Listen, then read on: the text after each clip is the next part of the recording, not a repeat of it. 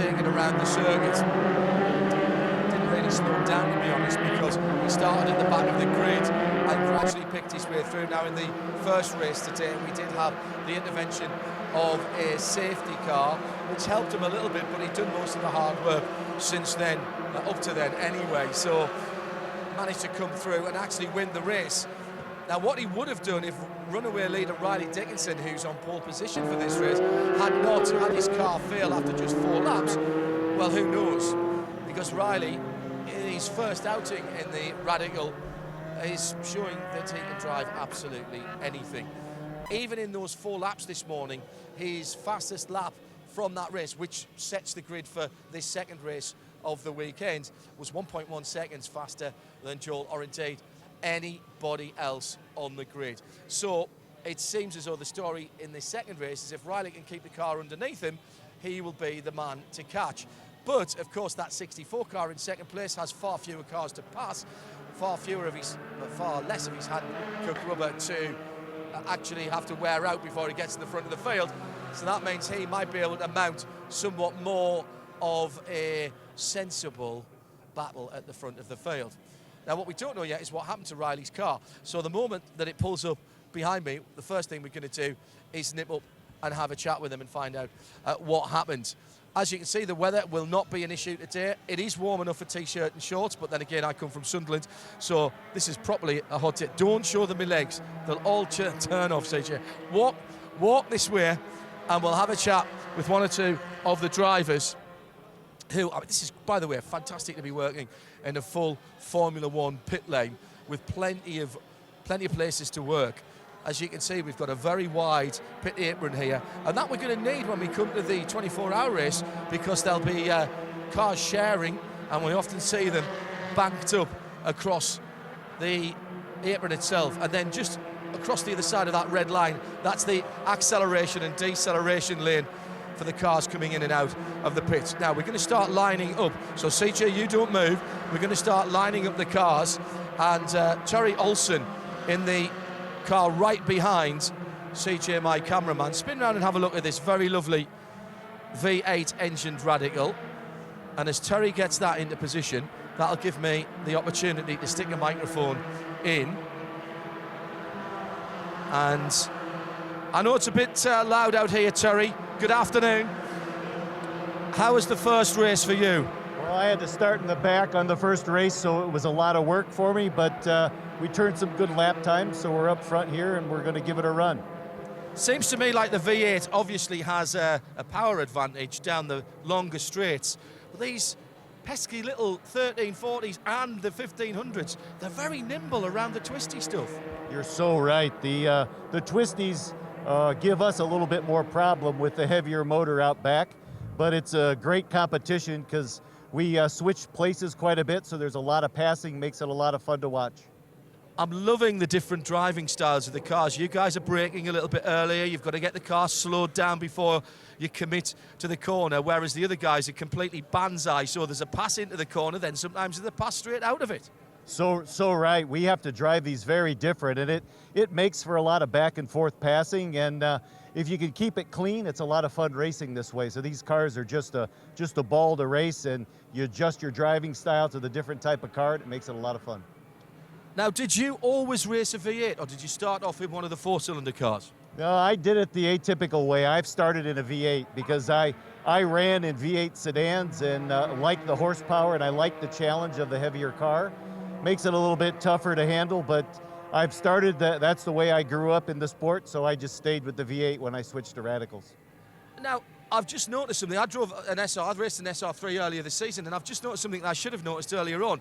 The V8 has a central driving position, whereas the SR3 with the 4-cylinder engine, you're actually sat off to one side. Does that make things easier in terms of positioning the cars through the left and the right-hand corners? Yeah, the central driving position is great for weight distribution, and it is an option here with Radical. So you could order a center seat option for an SR3 as well. Many people don't because the car is a little cheaper without it, but we feel the center seat option helps the car balance, and it just increases the safety margin just in case there's ever an event. There's a lot more space between me and the roll cages on the outside. Well, I see you've got a wraparound headset as well, headrest as well. One of the things I kept thinking was I was going to bang my helmet on the left-hand side of the car when I was racing at Donington. Tell me about your season, Terry. How's it been so far? 6 very different events culminating here at the Circuit of the Americas. It's been a competitive season. Has it been an enjoyable season for you? Yeah, it's been a lot of fun. We're in a dogfight for first, second, and third. Any of us can win. So it's a real dogfight. The last race, one of the 4 of us dropped out, so the 3 of us moved up a little bit. It's been a ton of fun. We've raced on big, fast tracks. We've raced on short, twisty tracks. So it's really challenged our driving skill, and it's really helped us all of us become better drivers.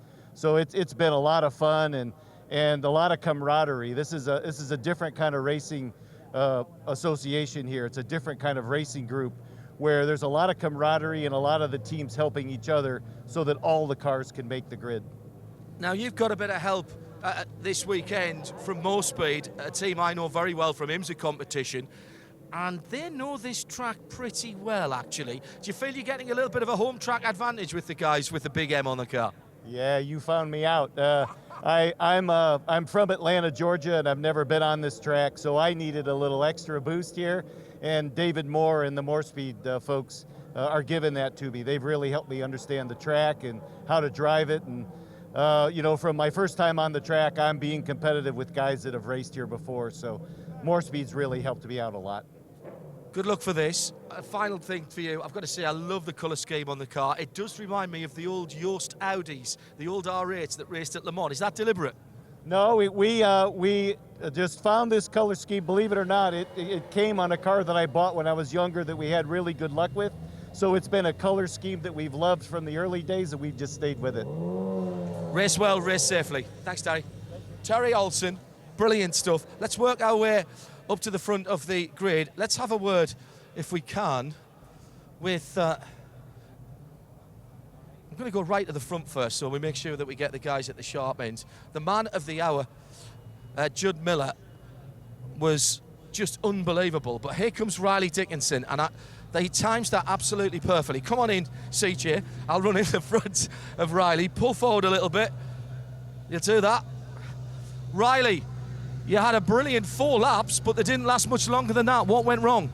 Just a simple brake flare in the left rear. Nothing to be ashamed of. So. Brake failure, did you say? Yeah, and the master cylinder went bad in the left rear. All good. All right, so you've got a bit to do here. You still had, even in those 4 laps, you were still 1.1 seconds better than anybody else. Can you keep these guys behind you? Judd there fought his way through the field to win the last one with you not there. But you're going to give him a bit more to do this time? Yeah, we'll see. I mean, he had a great race. Went coming from the back to the front, so we'll see what we can do. We're going to have some fun. Your first time in a Radical, how are you finding this? It's a proper race car, isn't it? Yeah, I mean, this is my first time ever in a Radical, first time at COTA, so far I'm enjoying it. Wish you all the best, mate. Hope you get more than 4 laps. Right, let's whiz round. I was getting a bit of a leaf blower up my trousers there, which was quite interesting. Here's Judd Miller, the man of the moment from the first race. Right, Judd, you got Riley alongside you here. I told you I thought you had the second best lap. That was right. So you'll be starting in second position. What have you got for him going up to turn 1? I think the goal is just to get through turn 1 very cleanly and the first lap clean. It's a 40-minute race where you can't win it on the first lap or the first corner. Wish you all the best. Let's hope you can repeat 2 for 2. Good stuff. This man is good. Not a mark on the car after coming through the whole field, but this young man to his left-hand side is very quick in anything that he does. Let's go back to row number 2. And here we have Jordan Missick, who's the first of the non-V8s. Jordan, you've got the 4-cylinder disadvantage to the 3 cars around you, but these cars corner very well, a bit lighter than the V8. Can you give these guys a run for their money? We could try. It's a little bit hard to do it on the straights, so we make our time up in the corners.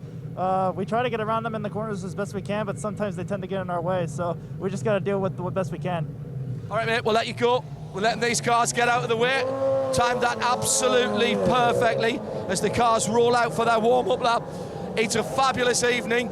The Radicals have been released, and Shea Adam will take you through the grid.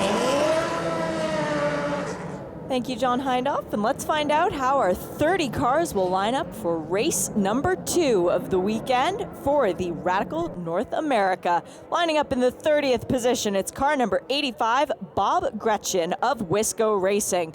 Alongside him in 29th, the first of our Radical Canada East contenders, that's Rafi Nabadian in car number 31.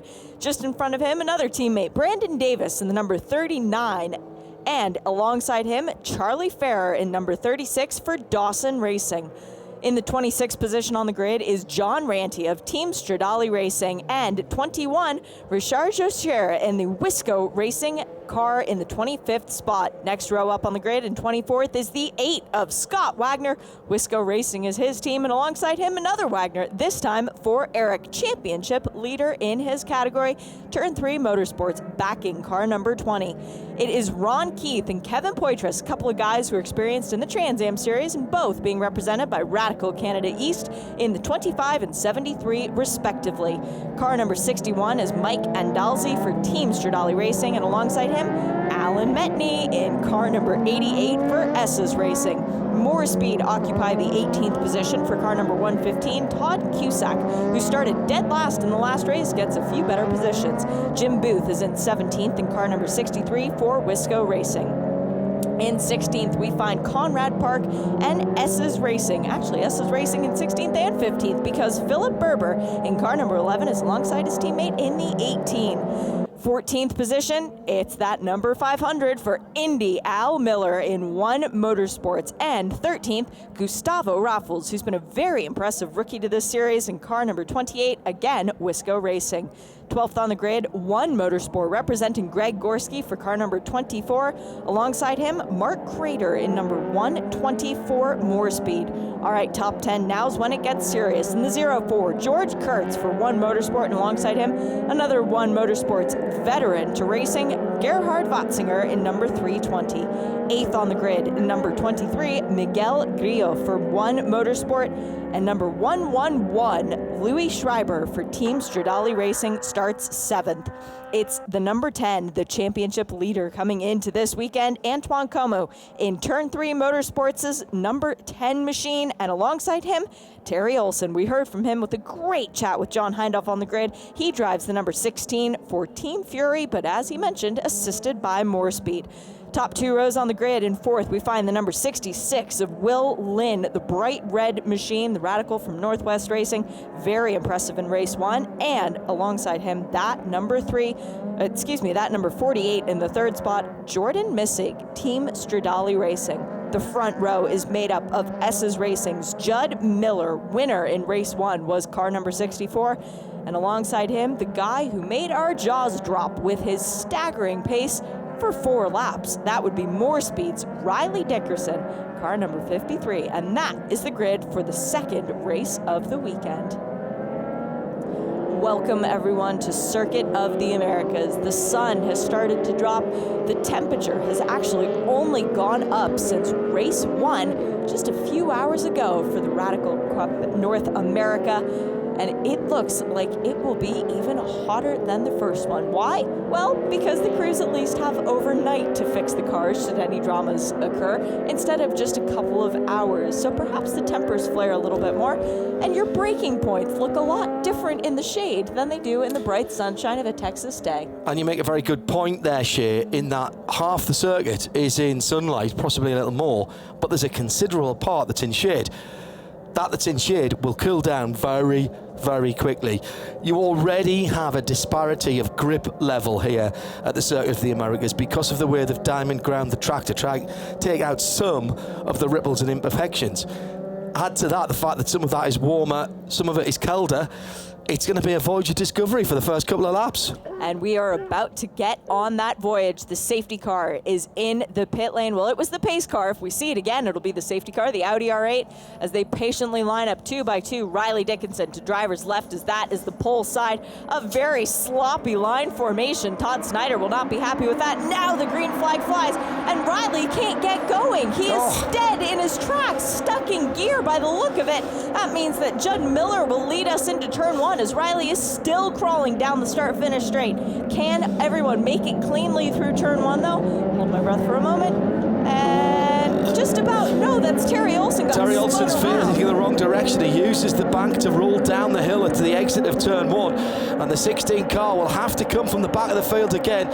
Tries to restart. It's not the easiest thing to find neutral in these cars. You've got to press a button and get down to it and then restart the car. You can't start them in gear. Well, and you think about trying to drive a car with a clutch that you actually have to manually engage when you're on a hill, and then you figure you're facing the wrong direction trying to engage it in a hill. Now, Riley Dickinson has done a very clever thing. He is pulled over to the left side of the racetrack. He's almost put himself in a position where he's trying to be able to roll back down the pit lane, a la Patrick Long in 2013 when his Porsche had a problem leaving the pit lane. Unfortunately, it hasn't worked out because he didn't have enough forward momentum to roll him into a position where he could then roll backwards, and now he's just sideways across the track. I don't see how they can get that car without needing to go to a full course caution, though. Still green at the moment, and it's handed the lead to Judd Miller. Did he need any more of an advantage? Jordan Missig did go across the line in second place, and then it's Antoine Comer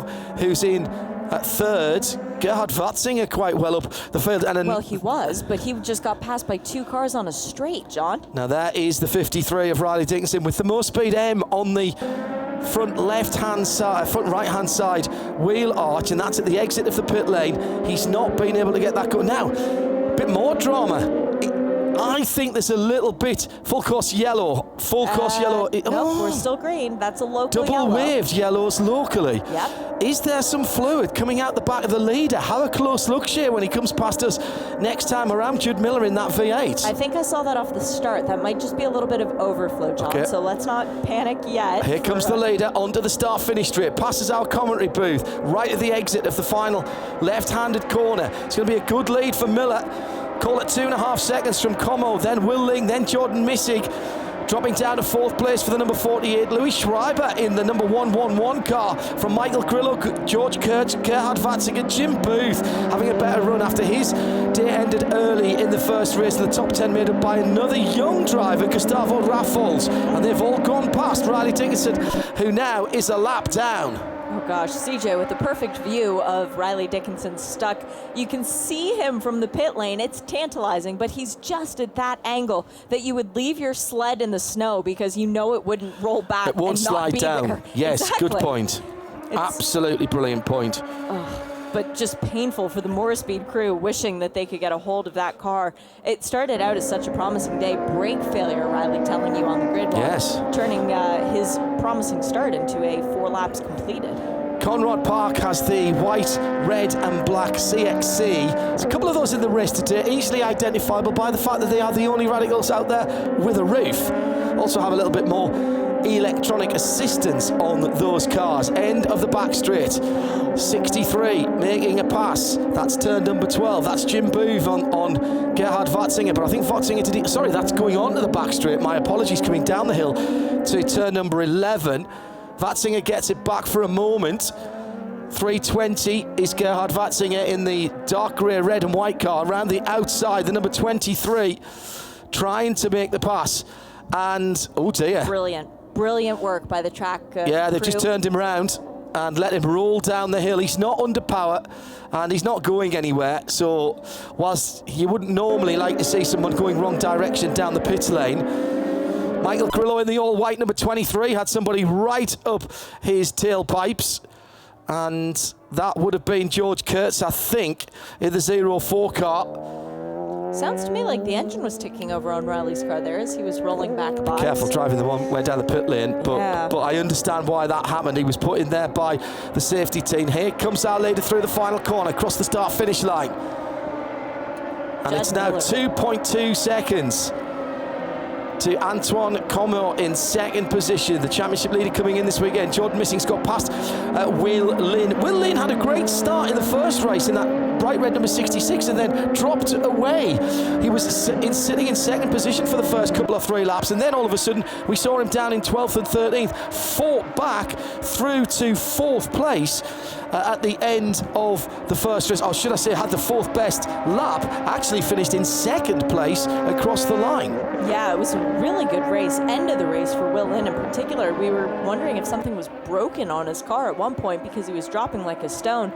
Riley, well, the front of his car looks maybe like there's a little bit of an extra divot in the nose, but gosh, no, I can't see anything on it that would stop it from racing. Wrong direction. This is terrible luck for the young Riley Dickinson, who is has such potential as an American road racer. 34 minutes still to run. We've stayed green. Gap at the front of the field between Judd Miller in the 64, the mostly white car, but with the very patriotic colour scheme. He sits 2.2 seconds ahead of Antoine Como in the white and blue car. Jordan Missick up into the third with a bit of green on his car. 66 Will Lynn is the fourth place car, and that is the pretty much all red V8 Radical. So Antoine is the leading in the 4-cylinder cars. Good battle going on down the back straight as Tad Cusack has gotten around Kevin Poitras and Alan Metney. Those two going at it, hammer and tongs, as Metney trying to defend down the inside line going into turn 12. Will get it done, but Kevin is a very wily racer. He's been at this for quite some time, and Metney, who's still relatively new to the sport, he's using this as extra track time for the 24-hour race. And also as a little bit of a sharpener for his IMSA Porsche GT3 Cup campaign, where we've watched him pull off some amazing results this year. One of the most improved drivers this year, I would say, Alan Metney, for someone who doesn't have a lot of experience of motor racing and came to a pretty late. That was a pass for 15th position. No class change. Alan still 11th in his class. Kevin Poitras, by the way, is the 73 car, is the leader in his class, the 1340 class. More side-by-side action. 320 going up the hill is Gerhard Watzinger, and coming down the inside of him into turn 1 is Gustavo Raffles. Went past Jim Booth last lap around, and it looks like he's got Gustavo as well. As bad luck for Riley Dickinson as he's out of the car in the pit lane, and his sum total so far is 4 race laps and 2 warm-up laps. And a spin at the top of the hill at turn number 1. That's Metney facing in the wrong direction. Oh, he's just made up a whole load of positions. He's going to drop them again now. You know, he's got a lot of track time this weekend, though. He's racing in 2 cars in the 24-hour series. I'll tell you what, he's done a cracking job if he's found reverse gear, because it's not the easiest thing to do in a Radical, unless he's just letting it roll back. Maybe that's what he's doing. That's probably the best idea. Pushing the clutch, let it roll backwards. Reverse the lock, reverse the lock, reverse the lock, Alan. No. Turn the lock to the right. Otherwise, you're just going to keep going round in a circle. Well, these cars without power steering, when you're spun, it's very difficult. It's very difficult indeed. He's kept the engine running. Now he's just stalled it. Nope. They don't like starting in gear. They have a... It can be quite damaging to start the car in gear, shall I say. On the back straight, coming down to the end of the back straight, the 500, Indy Al Miller trying to make up a couple of positions there, and does that in style.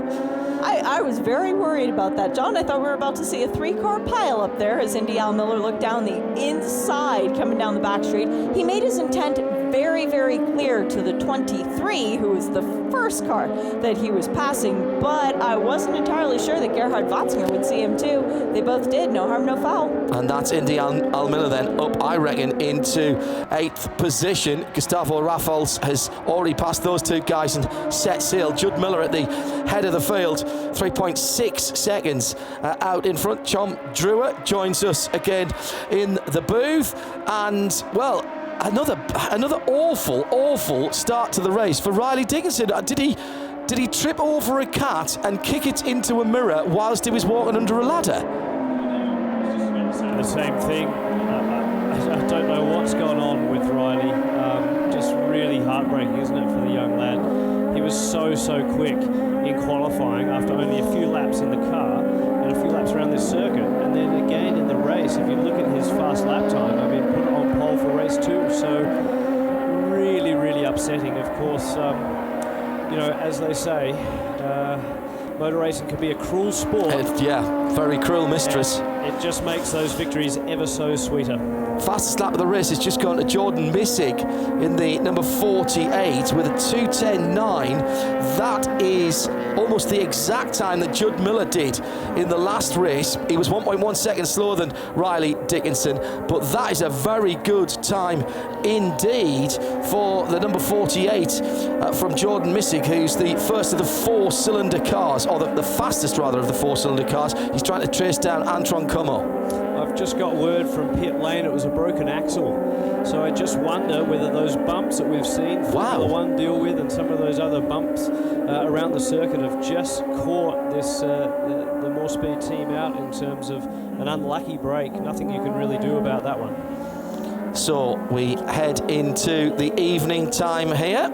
On a happier note, do you hear that childish giggling coming from somewhere on the far side of the racetrack? Because I'm fairly certain that's Gerhard Watzinger in car number 320. He's chasing down, who was that? I believe it was the 120, and he was also being pursued by someone, so you know, watch your mirrors, watch ahead of you, and Gerhard just out there. He was trying to get around Jim Booth, is what it was, in the 63. But, and he did. And he did, but it was just that sort of position of the car that was going, I'm gonna get you, I'm gonna get you. Mark Crader in the flat black car, 12th position at the moment, 4th in his category. Meanwhile, at the sharper end of the field into turn 1, Antoine Como beginning to come under pressure from Jordan Missig as they go through the first corner. And I notice Antoine there, Shea, taking that line I was talking about earlier on, which is more of a sports car line. And the reason that you sort of diagonal across to the apex there is so that you can get your braking done on the upslope. Otherwise, if you try and go deeper into the corner, just at the end of your braking, you crest up over the top of the hill, and that can throw you out for your turning. It's also a shorter distance as well. Pretty close racing there as well, coming through turn number 1 and heading down the hill. That was side-to-side contact. Was that Grillo? I think it was Miguel Grillo in car number 23. I think it was, and Jim Booth. Yeah. So Jim Booth trying to carve his way up through the field and regain some championship points. Of course, Judd Miller has extended his lead in the championship after race 1. So it's all or nothing for Jim Booth. He's got really nothing to lose at this stage, and I think he's driving like it. You mentioned that first corner, and just a second, Shea, battle for second position, going down to turn 12 and all the way at the inside. Antoine Como has had to defend because the slipstream was being used expertly by Jordan Missig. I was just about to say, where's Jordan gone? Because I couldn't see him behind the car of Antoine in second place. This is the battle for the 1500 category, remember, as they're in now into the shade. Different grip levels again as they come through turn number 15, heading towards 16, 17 and 18, which is that triple pressure corner. Really difficult to keep the right front under you there. You've got to be so careful when you turn in and not try and scrub too much speed off. Whilst we've got you here and before something kicks off, Tom, as it undoubtedly will. So you mentioned Judd Miller with the championship. What's happening with the 1500s? Antoine came in leading that championship and clearly had a decent first race. That's right. So Camus really wrapped it up. I think it's pretty much impossible for anyone to take it away from him now. But Jordan Missig is really cementing second place in the championship with his strong results.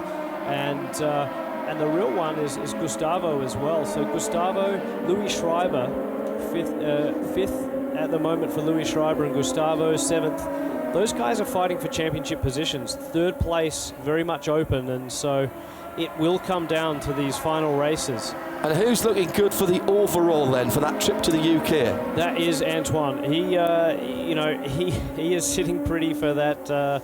Don't know if it'll be a first-class ticket, but certainly a ticket. Well, you're not going to give him a UK. rowboat, though, are you? That's the thing. He will not have to get himself there. He will be sitting in something that will propel him there. Speaking of rowboats, this man on screen at the moment, 66, Will Lynn, there is an amazing photo. In fact, I'm surprised it hasn't been made into a meme. He was doing some testing in this car up to the axles in a puddle in the infield of a circuit in California, and he's just sort of sitting there with his hands up, wondering what had happened. A big off, and I'd never seen a Radical being turned into a rowboat. Did did we get to the bottom of what happened with Will? Because he had a really good opening couple of laps in the first race. Then he dropped all the way back to, I think, outside the top 10. Then fought his way back to second position again. Just a problem with him or with the car? He's just locked up the right front there, coming down into the heavy braking area at turn 12, and it's gone a little bit wide. Did the right thing though, came off the brake and then just opened his hands a little bit, had to run over the sausage curbs on the outside there. But that red car, very distinctive, sharp end of the field to start with, dropped back, but then he came on strongly at the end of the race. Yeah, I think it might have been just a case of getting out of a rhythm and then getting back into one. At the end of the day, these cars have a lot of horsepower, the V8s, and a bit more weight in the rear end. So the SR3 is so magically sort of set up in terms of its weight distribution. The SR8, a little bit more of a pendulum effect, and I think it just catches the drivers out occasionally. And we've got an attempted pass anyway. The 73, that's one of our Radical Canada cars, looking pretty racy there on Philip Berber, one of the local Texas drivers. That's Kevin Poitras in the number 73 car leading his class. Change for second position. Jordan Missick has got past Como into that second position. That's the lead as well, Shea, of course, in the 4-cylinder 1500 class, but nobody with the pace at the moment of Judd Miller. No, 23.5 minutes to go in this second race of the day and of the weekend for the Radical Cup North America. Judd Miller, our leader, by 10.1 seconds.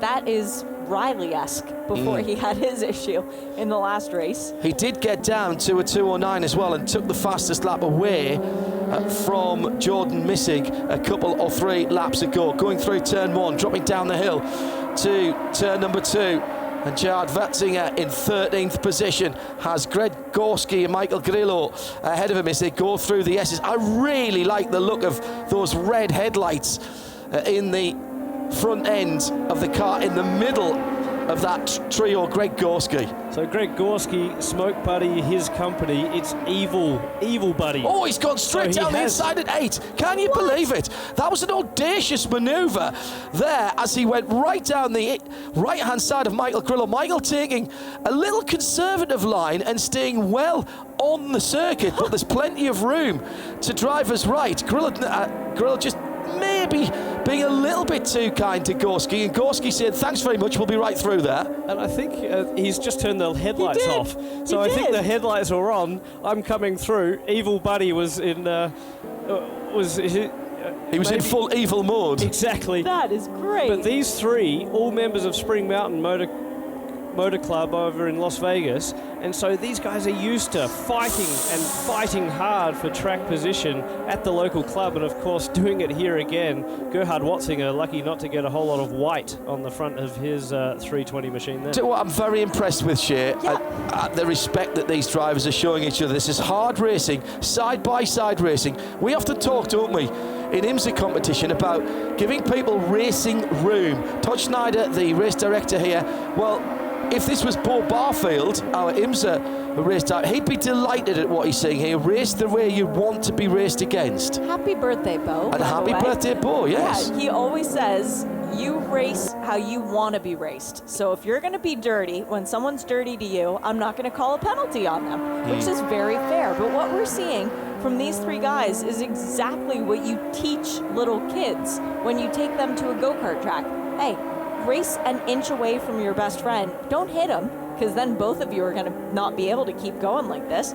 But yeah, put pressure on one another. Turn on the red headlights every now and then. Yeah, I like that. Greg Gorski, by the way, since he passed those guys and got himself free of that little trio, which is now still the duo of Watzinger and Grillo. Watzinger in the grey and red car and Grillo in the all-white machine. Well, Greg Gorski's cleared off to around about half a second and more, and managed to pull away from the 2 battling. And now that Gerhard Watzinger has settled himself down into a rhythm as well, that car looks like it's working a lot better. Michael Grillo just a little bit untidy his last couple of laps, and that's cost him a couple of positions, and now he's lost touch with the back of Watzinger as he goes over the top of the rise at turn 9. He's having a good race, though, and a good weekend. It started pretty miserably for him in qualifying. He was one to get a little caught out by the red flag situation. Actually had something dislodge, I think a radio pack dislodge in the car during qualifying. It got between his brake pedal finally, and he said, right, I'm coming in, which was obviously the right call, but it meant once that red flag came out, he didn't get a proper lap in.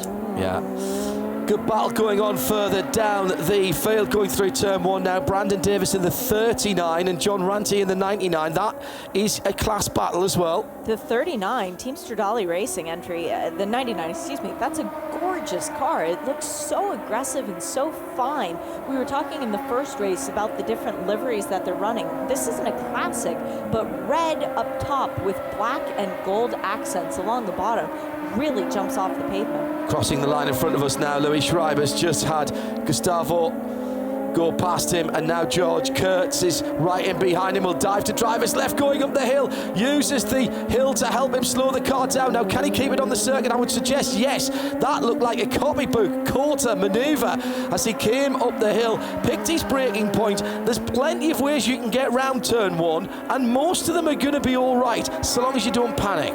There are a few ways to really get it wrong though going through yes. turn 1, especially when you get target fixation on a car ahead of you that you're trying to pass, and there's a bit of debris that just came off of a car as they were exiting turn 1. Was that George Kurtz? I'm not sure. I think it might have been, or whether he just ran over it, but it's amazing that camera shot also shows those huge bumps in the surface of the racetrack through turn 1. Well, the braking point for turn 1, you mentioned it a little bit earlier, John, a sports car line to take into turn 1. Get all your braking done before you start turning. There's actually a patch that's a different color, and if you try to brake on that patch, it just locks everything up.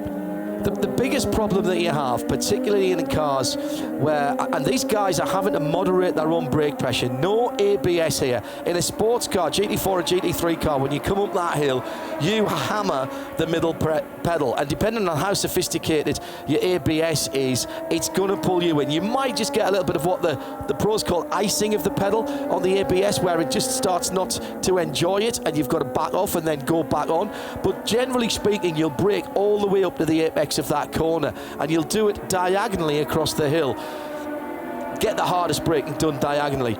These cars, you see guys doing much straighter lines normally and trying to get the braking done just before the crest and go onto the little top piece of the corner, because that's just unsettling the car. Looking at battles further down the field, and there's plenty of action on.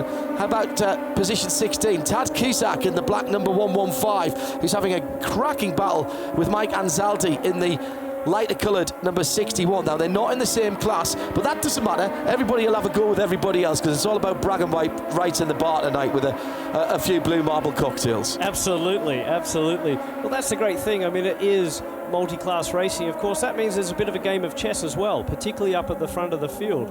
You know, the likes of Antoine Camus, Jordan Missig, they've got Will Lynn now in between them, acting as that buffer between them and Gustavo Raffles and George Kurtz rather. So if you can get that car in between, you're in a bit of luck. Jim Booth has a bit of pressure coming his way now from Mark Crader. Just noticed the last couple of laps, in fact this time not so many, but the last time around, a lot of green on the timing screen, which means people doing their personal bests. So they're getting into the groove, they're burning off a bit of fuel, and the Hankook tyres are doing their job as Jordan Missig once again goes down into the far side of the circuit, the furthest part away from the consistency of these Hankook tyres. A lot of people probably won't have known Hankook tyres outside of the 24-hour series, but they produce a product that is so consistent over a race distance, even for a heavy GT car. I can only believe that the Radicals are lapping this up, and I know that you guys have been working with them for a little while. Yes, we have global partner, and it's fantastic to have Hankook on board. I mean, they had a really tough time, if you like, because the previous product, the other tyre we used to use, was a fantastic one. And so they had a high benchmark, and they've blown it out the water. The consistency of these tyres is spectacular. They probably last a little bit too long for our liking. We'd love to sell some more, but at the end of the day, do you run Do you run an amount of tyres that people can use over the weekend? So can you only have sort of 4 new tyres over a weekend? Or? Yeah, so we limit that to keep the cost down in the series. So you get 2 brand new sets of tyres from qualifying. Of course, you can nominate old scrubs as well instead of a new set. But a great battle here between the 120 Mark Crater car and Jim Booth. Crater made the pass going into turn 14. He got it done very early. It's got to be a big help to you guys, particularly running Hankook, when you come to a race weekend and the big show is also running Hankook. It's got to be a lot easier than when you go, say, with IndyCar or with World Challenge and they're on different tires. Well, I think, we've always wondered what the surface does and, of course, how the tyre interacts with the other tyres' compounds down. But in terms of support, Hankook are fantastic. We have full service at each of our events, so brilliant trackside support. And obviously engineers as well. But this tyre is great. What's interesting, you will see the times drop down as this race goes on, just like we saw in qualifying. The tyre comes in and comes in and comes in. So as that fuel load burns down, the times will definitely come down as well. You need a bit longer race. That's what you need to do. We did 50 minutes in the UK, but that was with a pit stop in the middle, not the had to change drivers. We'll see that in the 3rd race. Jordan Missick, well, he's clearly disappointed with himself that he's dropped back a wee bit from Antoine, and he's really hanging it out this lap around. Got a bit of understeer through the middle of the S's, bit of oversteer coming through turn 8 into turn 9, where the car just goes a little bit light on the top of the hill. I wonder what's happened to him, because he's dropped 6 seconds back. He's obviously had a moment, and you know, he's a young kid. He is pushing hard. Oh, I wonder if there was something that happened with him and Will Lynn, because Will's dropped behind Gustavo Raffles. Gustavo's the man on the move at the moment.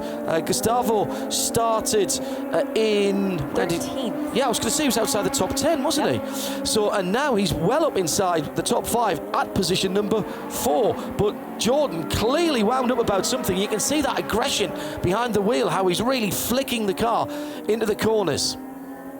He's only 6 seconds behind Antoine, though. He was about 8 a lap ago, so he is bringing the time down. Too little, too late, though, as we're under 13 minutes to go. It would take a big mistake from our champion-elect. Well, and look at the lap time from the leader as well. Judd Miller, 2 minutes 10.9. Ultra competitive. 2:12 from Antoine. That's about where he has been lapping, but that's not good enough. He's been closed down a little bit by Jordan. He's down into 2:11, second quickest person on the circuit last time around. And Will Lynn's times have dropped out towards the 2:15s. Yeah, big moment there. It looks like that was one of the S's racing cars. That's the 88. That's Alan Metney. Recovering, having got up, knocking on the door of the top 10 before that half spin at turn 1 that took him a long time to recover. The leader into the beautiful evening sunset colours here. Remember we did a Porsche race into the sunset here, yeah, and with IMSA, and everybody said what a great place it was. The photographers loved it. You're going to get some great shots for your end of season here, Tom. Beautiful for the photographers, but I just wonder how that sunshine is affecting some of these drivers. The guys with the big visor strips will be loving it out there. They'll be ducking their heads slightly, trying to get their eyes out of that sunshine and pick their marks, and perhaps that's why we're seeing a few little mistakes. Tell you what, it's going to be a disaster going into turn 12, staring into the sun. Where's my braking point? Oh, there it was. Oops. It's 12 and a little bit into 14, 15, but also coming into the final corner. Yeah. Coming into the final corner. You've survived that nightmare of turn 19, and you know how much of that sausage curb dare you take. You can't straddle it in these cars as you can in a GT3 or a GT4 car, and then you're heading down the hill to the braking point. It'll be the same, roughly the same as you say, Shea, at turn 12 as you're looking across the corner, and just got a spot. It's actually quite difficult to spot your brake markers here as the light changes, because there's so much room off the side of the circuit. You're looking at countdown boards on the catch fencing going into 12, and all I ever used to do was count them down as they went past me. Now that's our leader, who's just been unlapped, I think. No, he's lapping traffic. And just went too deep into turn 1, wasn't he? Yeah. And I think was hoping that the braking performance of the SR8 was going to far exceed the SR3, which is of course not the case. So Judd Miller just having to back out of that situation. And that was Ron Keith, who cut back across his nose. Ron, who has done Trans Am for many years in big 700 horsepower Corvette body-shaped Trans Am cars. This is a new experience for him. Doesn't that car that he's driving behind the leader now think back to the Deutsche Bank roll centre cars at Le Mans with that green and the white and the blue? Doesn't it have the look of that for a moment? Martin Short, I'm sure he'll be tuned in somewhere if the sports car racing on. Martin Short, who engineered the return to victory lane for Brabham's new competition car, the BT62 at Brands Hatch last weekend. David Brabham among the driving talent there with that car, and what a name that is to have back. All Australian engineered effort, and potentially heading back to Le Mans. Certainly that's what David's been telling us in the past. Meantime, our leader with the headlights, the day notice lights, now beginning to actually be quite noticeable in the gathering gloom between 14, 15 and 16. Which means that it's quite a good thing that Greg Gorski in the 24 actually got passed by Gerhard Watzinger, because that means that the red mist will be back on. We'll get to see those headlights and see how effective they actually are. Tad Kuzak goes through turn one in the dark grey car. Well, the red lights are partially on at the moment, but only the top LEDs. He hasn't got the headlights. If you see his hand, just reach across to flip over and see if he's got his angry face back on there. I like that. We need to have that. He has. He's got them on. He's got them on. Oh, is that just the sun shining through the red lenses? It might be. Watzinger coming down to 12. He needs them to just be little slits right now, because he's glaring at the car ahead of him, saying him. It's just a lovely personality trait. But just look how quickly that corner has now gone into shade share, and 19 as well. The sun is almost down below the exterior parts of the circuit. So we've had that moment where the light's going to be difficult. Now most of the track, if not all of it, is in shade, and that track temperature will drop. So the grip coefficient here through turn, particularly through the fast corner 16, 17 and 18, where they were side by side for a moment there, Watzinger and Greg Gorski in the battle for 11th position overall. Greg Gorski takes the Alan McNish line through. He does. 14. Yeah. I really like that. And the reason you do that, Shay, is because you're not loading up that left front Hankook. Completely. So you take a much later cut across, put almost all four wheels across the middle apex, and then you can just let the car. You've got a choice at that point, at that middle apex. Do you stay to the right, which looks like it's awkward, but you miss the big bump, or do you ride all the way beyond the big bump at the exit of 18, but then you've got to drag it back for 19. This is a circuit that is much more technical than it actually looks on paper. Ooh, lockup going into turn one for somebody. That was a white Radical. I think that might have been 73, Kevin Poitras, perhaps. But I was going to say that the sun might be coming down, the temperature is coming down, but I feel like this race is just starting to heat up. We're seeing that battle between Gerhard Watzinger, Greg Gorski starting to get pretty fiery out there. A few other guys down the field as well. It's not over. There's 5 minutes more racing to go, and they're going to use every last second of it. 15.6 second lead for our leader, by the way, Judd Miller. And this is the first time he's dropped into the 12s in the last couple of laps, 2:12.6. He's only a couple of tenths quicker than Antoine in second. Jordan was quicker than him, as was Gustavo. They're both in the 11s, in the low 11s for Gustavo. Now, has he got something left at the end of the race? The spotters are up in the grandstands, overlooking turn 13 and 14. It's a really good place to be. You can get right up top and see quite a lot of the circuit from there. Well, and that was Kenton Cook, who's a tall man, so if he stood up, he'd be able to see the whole track from there. Multiple winner on the Mazda Road to 24, and still very much involved in the IMSA series, doing a bit of coaching here this weekend. Kenton also extremely quick in radicals. In fact, he did amazing stints at the Thunder Hill race last year, and he was just telling me today he's just re-signed for One Motorsports. He'll be attempting it again. That race last year was just heartbreaking. We led 16 hours of it with George Kurtz and Kenton and Gerhard, a fantastic team. A huge effort, and in fact, this other car in an SR8, 10, in an SR3 with a 1340 engine. Brilliant. And actually, turn 3, that car there, the number 10, was also out on track. Victor Franzoni, Peter Dempsey and, of course, Eric Wagner and Antoine Camus teamed up. They also had a great run. I think they were even on pole for the race. Wow. We have to do Thunderhill one of these days. It's so cold, though. Everything's cold for you. I would die. I've been wearing a t-shirt and shorts since we got here, and you've been under a 6 blanket. layers. Yes. No, you look it's like under the Kenny desk. when I came in here earlier on. Unbelievable. Nobody could get any commentary out of you. All right, we're down to under 5 minutes to go. Judd Miller leads it by an increasing margin, nearly 17 seconds. Antoine Camus in second place has got about 5 seconds on Jordan Missig, who's got about 4 seconds on Gustavo Raffles. That's 64, 10, 48 and 28. Will Lynn is second of the V8 in 5th position, and he's half a minute back from the leader. He's got just over a second on George Kurtz, who's in 6th position, and moving up to 7th, Indy Al Miller in the number 500 car. Of course he's got the 500 car. Remember what his name was? Indy Al. Did you get that? Yeah. Yeah, of course you did. Just a couple times. Still leading the 1340 class, 73, Kevin Poitras. He's in 15th position, doing a cracking job and battling with a number of cars around him, including Tad Cusack and Mike Anzaldi, excuse me. Well, Anzaldi and Poitras, that's for class position. So Cusack is sort of in the mix of that, and a sort of a pawn in their game, if you will. So hopefully he'll get out the way and let that battle for class position take place. We were thinking that the youngsters were picking up their pace, that they were going to try and chase down the leader. Judd Miller has said, no, go away. No, hang on. 17.6 seconds, though. But the overall podium's going to be interesting here. The top 3 in the 4-cylinder cars are the 10, the 48 and the 28 in 2nd, 3rd and 4th position. Fastest lap of his race, 02.10.8 for Gustavo Raffles in overall 4th place, 3rd in class. He's an amazing driver, a young gun.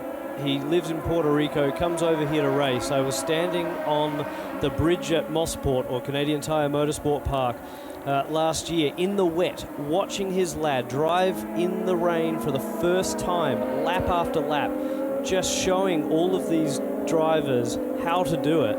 And he keeps progressing, just coming on as a driver, another young talent, one to watch in the future. So his first time ever driving a race car in the rain was at Canadian Tire Motorsport Park. So he doesn't know to be afraid of anything. Everything there. I think that might have been the luck of that was the happy accident. The happy accident. Yes. Yeah. I've got nothing to be frightened of. No, you really. Oh, just don't tell him. Yeah. No, it's fine. That change of surface coming through turn 1, which you probably need even in this, is not much of a lift. Nope, you're good. Oh, goodness me. Oh my gosh.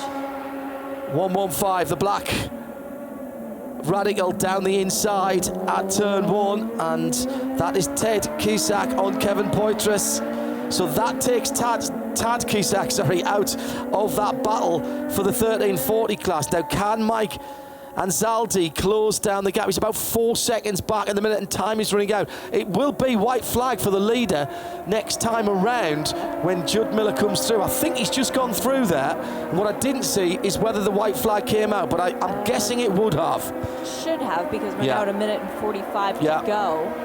Not yet indicating it on the timing screen, but we'll keep you posted on that. Judd Miller with a 17.8 second lead, so he stretched out just a tiny little bit, but it was Jordan Missig the last lap through, 2 minute 10.8, his personal best. Well, he had to, because he was getting closed down by Gustavo behind him. And I wonder whether they're all getting radio communications in. These lap times are dropping. Of course, the lap times will set the grid for the final race tomorrow. So it's go time. These guys have got to put in a fast one, because otherwise they're going to drop down the order. This is like the final moments of qualifying in a Formula One race. This is happy hour, but it's happy 2 minutes and 11 seconds. You've got 1 lap to do it. Leader on the back straight. Been another great run, hasn't had the battle that I think he was relishing from what he said to me in the pit lane before we started with Riley Dickinson, whose car did not make the start of the race. Under a couple of miles to go now for Judd Miller, who came from the back to win race 1, and from the outside of the front row, looks like he's going to make it a perfect 2 for 2. Had to gain 28 positions in race number 1, had to gain 1 position in race number 2. Well, he didn't even have to do that, did he, really? Because it was rather given to him when Riley couldn't get off the line with that axle, broken axle, we believe. The record books will show he qualified second. It's and true. He finishes first, assuming he makes it to the start-finish line. I think he crossed the line first, actually. Yeah, well, I don't think he's been headed Well- in this race, but no harm, no foul there with the man on pole position having an issue. So Judd Miller then could almost stroke it home from here in that number 64 car. The Stars and Stripes cars get the checkered flag for the second time of asking 18 laps completed, and he makes it a perfect run to the checkered flag. We wait now for the second place finisher to come across the line. It should be Antoine Carmou, but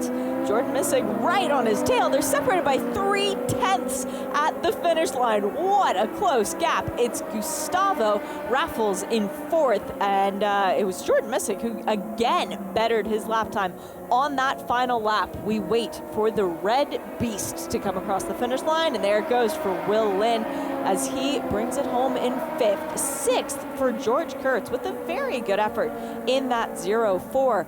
And Indy Al Miller coming home in the 7th position for car number 500. 8th place, the number 111 of Louis Schreiber, and 9th will be Mark Crater in car number 120. There he goes across the line now. We wait for car number 10. There it goes. Now it's official. Jim Booth in the number 63 coming home in that 10th position. But the story of the day, not just the race, Judd Miller, car number 64. Total number of positions gained on the day, 29. And given that there were only 30 cars starting in each race, that's just the sort of statistic that does make you giggle. Further back the field, we still wait for the rest to come across the start-finish line. We've only had 13 make that 14 cars end their race so far. As who's that sticking both hands out the side of the door? That would be car number 24, Greg Gorski. Sir, you earned that. What an effort from the black machine with the bright red headlights.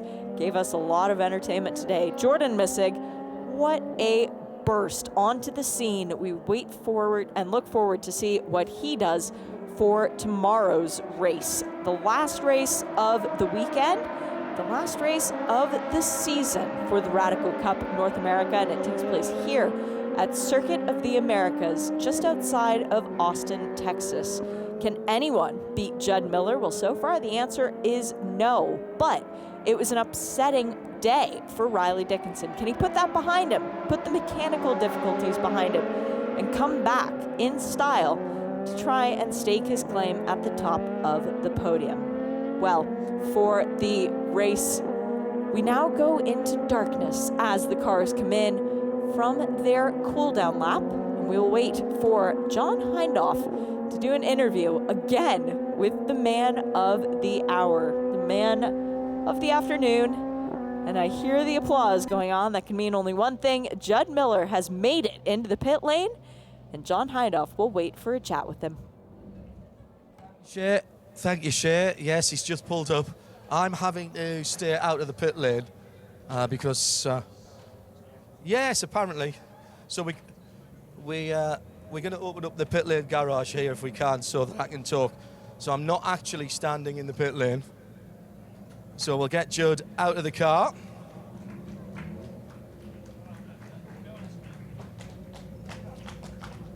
Another brilliant race. Now, he can take a deep breath, look after his equipment. He'll put on the hat again. And in slightly different style, Judd, from last time around.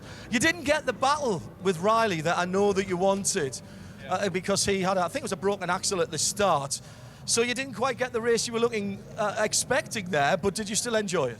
Oh yeah, I enjoyed it. Don't know what happened to Riley, but on this race I really just kind of focused on hitting all my brake markers and all my apexes, and just tried to run a smooth race, and it turned out well. So, as if to prove that it's never as easy as it looks, coming through the traffic, actually, you had to pass and do a couple of repasses there with some of the smaller engine cars. Yeah, but they all knew I was there, and I made sure that they knew I was there. I actually turned all my lights on as it started to get light. I tell you, it was a little rough with the sun right in our eyes coming down the back straightaway. Some of the markers, brake markers, we couldn't see very well, and apexes and stuff we couldn't see. So for probably 20 minutes, we were almost driving blind, at least in the back. 2 for 2. You got to make it a clean sweep tomorrow. We'll do the best we can, but it's looking good so far. All right, let's have a quick word, and I'll come this side of you, Antoine. Congratulations, first of the 4-cylinder cars. Hey, it was a bit tight getting towards the end there. Could you feel the pressure coming from behind? Yeah, absolutely. In the middle of the race, I had a decent lead, but then Jordan was catching up every lap. Couldn't quite figure out what he was doing better, but yeah, then we started hitting traffic. It was getting closer and closer, and for sure there was an insane amount of pressure. But in the end, I got lucky that this was the end of the race, and yeah, pretty happy with the result. And looking forward to tomorrow, you managed to get a decent lap time in there in the last 3 or 4 laps, so you'll be at the sharp end again. Yeah, I don't think I was quite as fast as Jordan, but hey, it's a 40-minute race, so I think I'll gain the opportunity to put on another good battle tomorrow. Wish you all the best, and congratulations for the championship. Thank you very much. All right, Shea, that's it from Parc Fermé. These guys are going to have a few Blue Marble cocktails tonight. And who am I to stop them? I'm just going to exit stage left. Yeah, that was very nice timing, John, with the garage door coming up and just welcoming you into the happy hour area. I did notice that. Well, that's it for race number 2. Please join us tomorrow morning for race number 3 for the Radical Cup North America here from Circuit of the Americas. The 3rd race of the weekend and the final race of the season. It'll be at 9:30 a.m. local time. And you can hear it all on the Radio Show Limited network of channels. With John Hindhaugh, once again, I'm sure we can bribe him away from the cocktail bar, and me, Shea Adams. So thank you very much for being with us today. And if you're watching us on the stream or listening to us on RS1, don't go too far. We still have 24-hour night practice.